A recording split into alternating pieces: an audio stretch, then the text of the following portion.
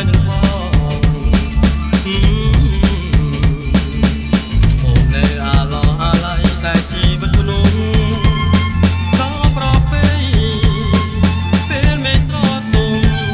រៀងស្រលឹមគ្មានថាយ៉ាងណាមិនចង់ដល់ដងថាពេលប្រឡប់អាកាសឡយោត្រជាង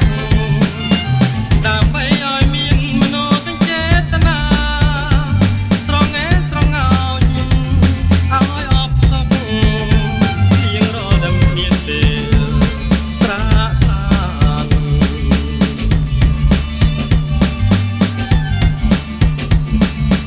ហើយអ្វីក៏ចិនអូននៅតែខ្មៅដល់ម្លឹងខ្មៅដល់ម្លឹងទីបំផុតរូបអូនខ្លួនឯងខ្លួនឯងខ្លួនឯង